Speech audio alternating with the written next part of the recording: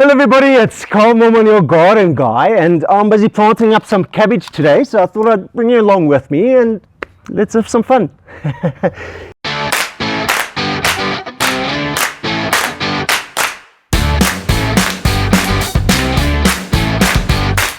So I like planting my vegetables between all my ornamental plants, and it's a bit crowded here anyway, so I'm going to take one of these out and stick some cabbage in between. That's it, there we go. Out he comes, up on the shovel.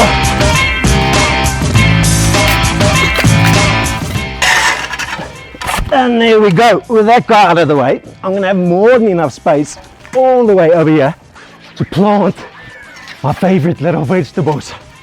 Now, when you're planting cabbage, it's really important to have proper soil preparation.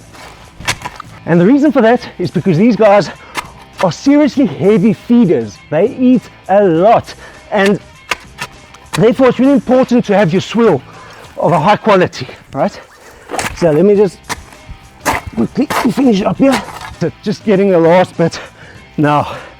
Now I've just sort of shoveled it over, cultivated my soil a bit, and now I'm going to pump in just the normal compost. Oop. Come over here, get that away. Just some normal garden compost, and I got probably about 2/3 of a bag here.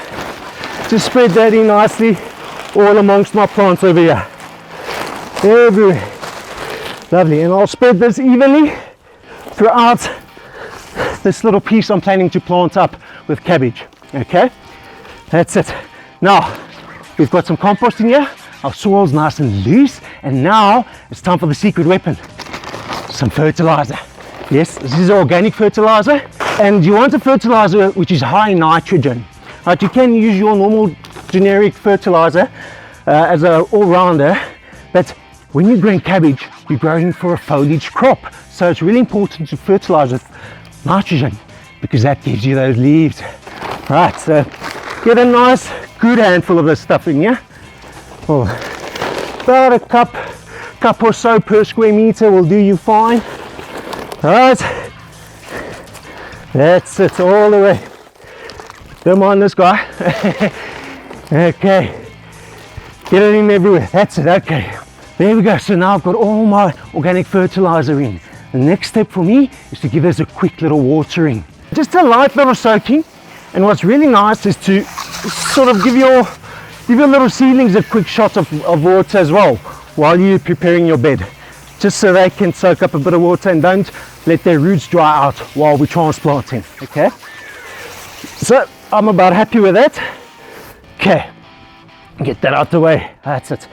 Okay, now comes the fun part. Time to get dirty. Right, so I'm just going to dig this over again and get all that compost well mixed in with the fertilizer and your garden soil beneath.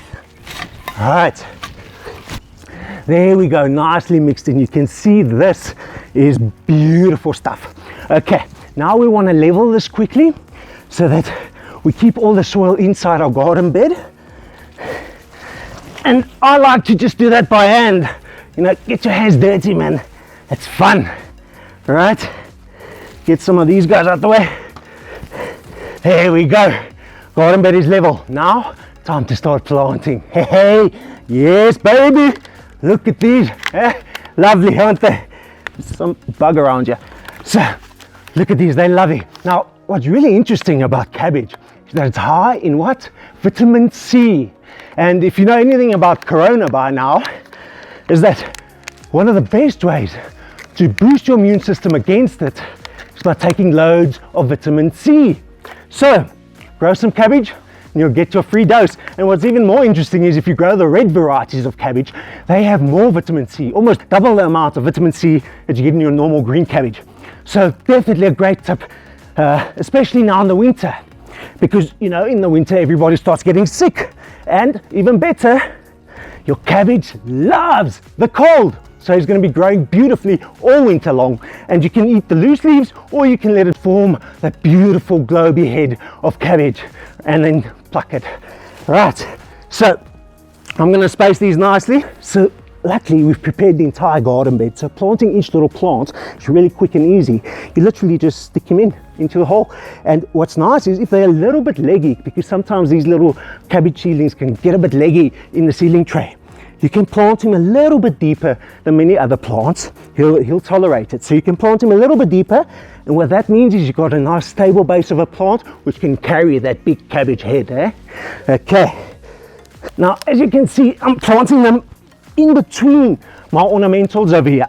Now, there's going to be more than enough light here for all of these guys to be happy. And what's really nice about this is when you plant little cabbage plants, or even some of the larger ones, many of your garden birds enjoy eating those fresh little leaves. So they'll come and nip, nip, nip, chow all your leaves right off the plant. I mean, you don't even see the bugger, you know? So what I like to do is plant them between my larger ornamental plants, like these dietes over here. And what that does is it sort of stops the birds from seeing them from up there, and also it kind of gives them a bit of protection when they underneath all these leaves hiding away from all the baddies, right? So let me get them all in here.